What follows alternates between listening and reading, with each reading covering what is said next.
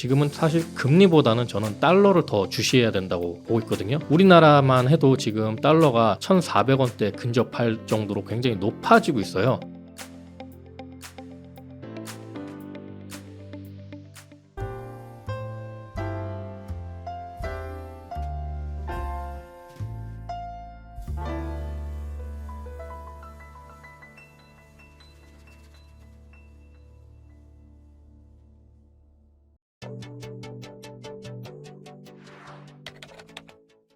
안녕하세요. 세상의 모든 지식들을 재밌고 쉽게 풀어드리는 네오의 지식창고입니다.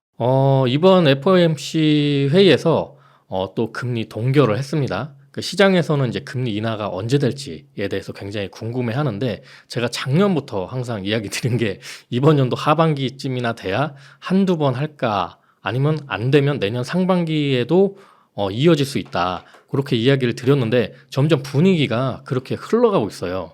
근데 제가 이거를 예측 아니면 앞을 내다볼 수 있는 그런 부분이 있어서 이런 얘기를 한 게 아니고요. 제가 중점적으로 보는 게 국제 유가입니다. 국제 유가에 의해서 이제 금리나 아니면 금리에 영향을 주는 물가 상승률이 많이 정해지고 있는데요. 그 유가가 하락을 많이 해야 이제 금리 인하도 가능하다라는 거죠. 근데 국제 유가가 80달러대에서 왔다 갔다 하면서 그렇게 큰 변동성이 없습니다. 또 미국에서 많이 보는 여러 가지 지표들이 있어요. 부동산 지표라든지 아니면 실업률이라든지 그런 것도 점점 좋아지고는 있으나 시장에서 원하는 만큼의 하락률이라든지 상승률이라든지 그런 게 나타나지 않고 있어요. 그렇기 때문에 금리 인하의 목표점이 되는 물가 상승률 2%가 지켜지지 않고 있습니다. 이번에 보면은 CPI 지수가 3.3이 나왔거든요. 여기서 더 이상 더 내려가기가 어려워진다. 그러면 앞으로 계속 금리는 인하가 되기가 어렵고 동결로 갈 가능성이 굉장히 높다, 그렇게 보시면 되고요. 시장에서는 금리 인하가 빨리 돼야 주식시장도 더 올라갈 수 있고 부동산도 조금 더 풀릴 수 있다라고 예측을 하고 있는데, 금리가 계속 동결이 되기 때문에 그런 부분이 조금 딜레이가 될 수 있다, 이렇게 보시면 될 것 같습니다.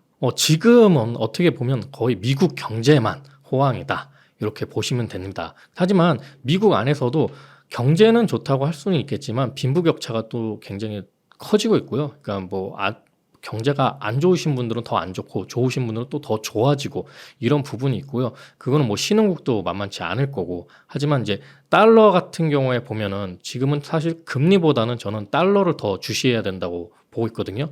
우리나라만 해도 지금 달러가 1,400원대 근접할 정도로 굉장히 높아지고 있어요.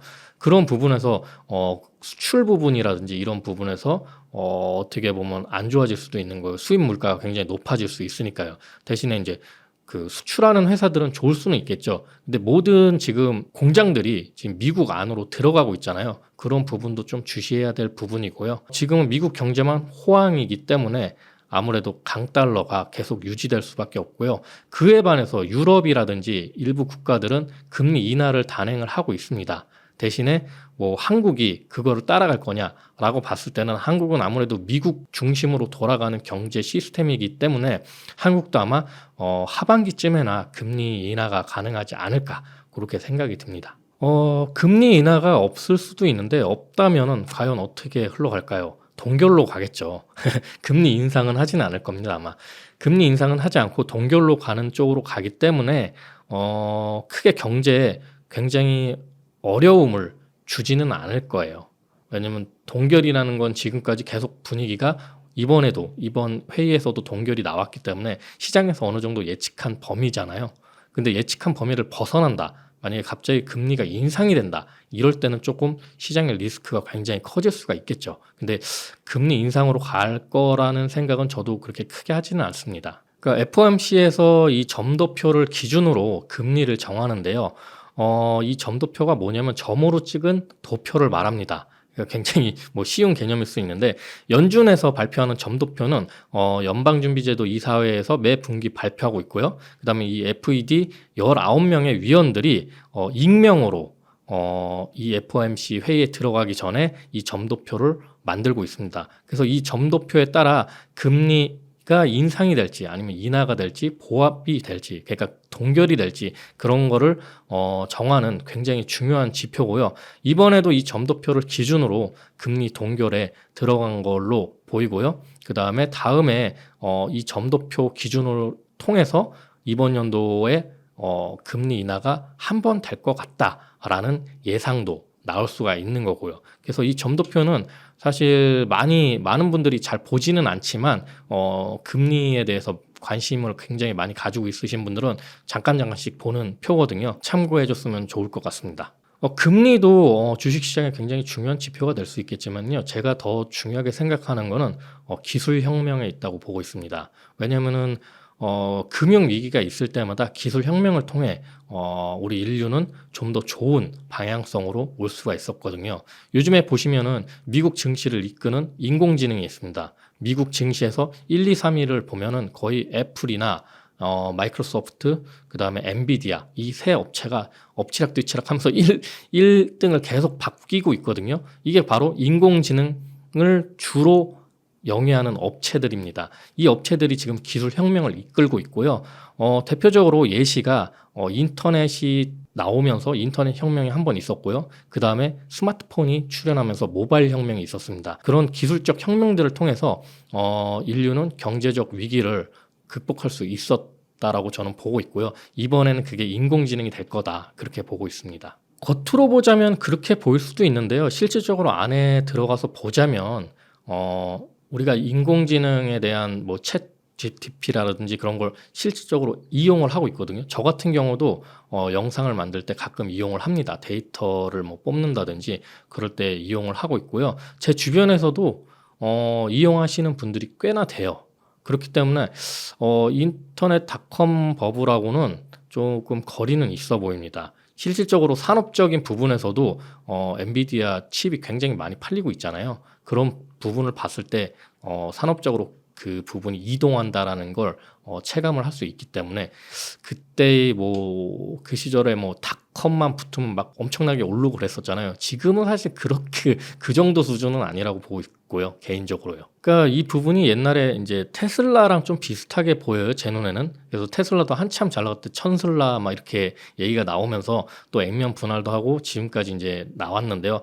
테슬라 같은 경우도 액면 분할을 하고 이제 어느 정도 좀 올랐다가 그 다음에 조정이 와 있고요. 지금은 캐즘 때문에 더 많은 조정이 이루어지고 있는데요. 인공지능도 마찬가지로 엔비디아도 지금 이제 천비디아가 됐고요. 액면 분할이 돼서 이제 10분의 1 토막으로 액면 분할을 했는데 잠깐 반등을 하다가 또 조정이 오고 있어요. 근데 이런 부분들이 테슬라랑 좀 비슷하게 가지 않을까 그렇게 생각이 들고요. 왜냐하면 엔비디아 같은 경우는 지금 인공지능 칩이 사실 경쟁자가 지금은 없어요. 그래서 엔비디아 자체적으로 젠슨왕도 향후 2, 3년간은 우리 기업과 경쟁할 기업이 없다라고 말할 정도로 굉장히 칩이 잘 팔리고 있는데 말 그대로 2, 3년이 지난 다음에는 경쟁자가 분명히 생기거든요. AMD도 굉장히 강력한 경쟁자이기도 하고요. 인텔도 이제 경쟁을 하려고 지금 나서고 있고요. 뭐 삼성전자도 그런 부분에서 어느 정도 준비를 하고 있고요. 그렇기 때문에 그런 경쟁이 치열해지는 시기가 되면 엔비디아 주가도 조금은 더 조정이 되지 않을까 그런 생각이 듭니다. 사실 말이 안 된다는 소리인 것 같고요. 모든 전기차가 중국에서 생산된다는 건 말이 안 되죠. 그러면 미국 자체가 자동차 산업을 포기한다라는 말이 되기 때문에 말이 안 되고요. 유럽 같은 경우도 자동차 회사들이 굉장히 많잖아요. 굉장히 많은데 그것도 뭐 중국에서 다 생산이 된다? 그건 말이 안 되는 거고요. 트럼프가 이렇게 얘기를 하는 거는 어떻게 보면 정책상 그러니까 자기 선거 전략상 바이든이 내건 공약을 반대로 말하면서 자신의 표 지지율을 높이기 위해서라고 보입니다. 그런 부분에서 봤을 때는 이런 말이 계속 나올 수밖에 없는 거고요. 표면상으로는 그럴 수밖에 없는데 내면적으로 그러니까 속 안으로 들어가 보자면 트럼프가 이제 일론 머스크랑 요즘에 자주 통화를 한다고 해요. 그리고 트럼프 주변의 지인들도 전기차를 굉장히 많이 가지고 있다고 해요. 그래서 트럼프도 테슬라의 사이버 트럭이 굉장히 좋다라고 생각을 하고 있다고 합니다. 그렇기 때문에 트럼프가 전기차 때리기 전략의 그 선거 전략으로 나선 것 뿐이지 실질적으로 뭐 당선이 되든 안 되든 전기차에 대한 전환은 문제가 없을 거다. 그렇게 생각을 하고 있습니다. 요즘에는 폭염으로 인해서 뭐 인도나 중국 같은 경우는 40~50도가 넘나들고 있고요. 한국도 이제 최근에 시작되고 있죠. 그런 부분에서 이제 에너지 쪽이 굉장히 지금 관심을 가지게 됐고요. 그다음에 에너지랑 운송 쪽을 주목을 하고 있습니다. 특히 이제 인도와 중국 같은 경우에는 폭염에 따라서 에너지 이 수요가 급증이 되고 있는데 그 부분을 석탄으로 메우고 있습니다. 석탄이 이제 금방금방 이제 수급하기에 굉장히 좋고요. 뭐 갑자기 뭐 원전을 짓는다거나 뭐 이러기에는 어렵잖아요. 아니면 뭐 재생에너지를 늘린다거나 이런 게 어렵기 때문에 당장의 급한 수요는 석탄이나 천연가스로 이제 대체를 많이 하는데, 그런 의미에서 이제 중국이나 인도 같은 경우는 석탄을 지금 굉장히 많이 쓰고 있고요. 그래서 이제 석탄 소비가 앞으로 상승을 하게 될 거다라고 예측을 하고 있고, 또 다른 점으로 봤을 때 상하이 운임지수, 해상 운임지수가 굉장히 급등을 하고 있어요. 그 이유는 뭐냐면 중동 리스크가 올라가면서 홍해 문제가 터지고, 그럼으로써 이제 수에즈 운하가 이제 차질을 빚다 보니까 이게 심항봉으로 돌아서 가게 됐거든요. 그러다 보니까 이제 운임이 아무래도 탄력적이지 못하다 보니까 운임이 상승하고 있는데, 그 와중에 이제 중국 쪽에서 중국 이커머스 업체들, 알리나 뭐 이런 업체들, 이런 테무 뭐 이런 업체들이 밀어내기식 지금 물량을 늘리고 있단 말이에요. 그런 것 때문에 지금 배가 없다고 그래, 배가. 그래서 얼마 전에 맥도날드 같은 경우도 감자튀김 수급이 어려워져가지고 감자튀김 살 수가 없다 이런 얘기가 뉴스가 나왔어요. 그런 부분을 봤을 때 대기업도 배 구하기 이렇게 어려워? 라는 생각이 들 수가 있고요. 이렇게 에너지와 운송 쪽에 지금 좀 관심을 가져야 되지 않을까 생각을 하고 있고, 뭐 예를 들면 뭐 LX 인터내셔널 같은 경우에는 이제 석탄이나 해상 운임 지수에 따라 그 이익률이 굉장히 많이 움직이는 회사이기 때문에 좀 주목해 보실 필요가 있고요. HMM 같은 경우는 이제 대표적으로 해상 운임 지수에 따라 이익률이 많이 갈리는 그런 업체라고 볼 수 있기 때문에 또 눈여겨 볼 수 있는 업체라고 생각이 듭니다. 2차 전지가 지금 이제 캐즘 구간에 빠져 있다. 이제 우리나라에서 이 얘기를 많이 하고 있고요. 사실 미국에서는 이제 캐즘이라는 얘기를 잘 안 하고 있어요. 미국에서는 어차피 성장은 계속되지만 이 성장률이 약간 조금 내려간 것 뿐이거든요. 어쨌든 전기차는 잘 팔리고 있는데 성장률이 조금 내려갔다고 해서 이걸 캐즘으로 보기엔 좀 어렵다라는 거죠. 근데 우리나라에서는 일단 이 캐즘에 대한 거에 꽂혔는지 뭐였는지 굉장히 얘기를 많이 하고 있고요. 물론 성장률이 꺾이면서 양극재 업체들이나 셀 업체들이 물량을 조금 조정을 하고 있기는 해요. 하지만 그런 부분이 잠시일 뿐이라는 거죠. 그러니까 이번 연도 정도, 내년 정도 되면은 또 그런 부분들이 굉장히 많이 상쇄가 될 거예요. 왜냐면 이제 미국이라든지 유럽, 한국도 신차, 전기차가 굉장히 많이 나올 거고요. 그런 준비를 하려면 줄이면 안 되겠죠. 아무래도. 그 부분에 대해서 이제 좀 한국 그 투자자분들이 좀 위기라고 느끼시는 것 같고요. 그 부분 쪽으로 봤을 때 반대로 생각했을 때는 지금 미국 같은 경우에 관세를 또 올리고 있잖아요.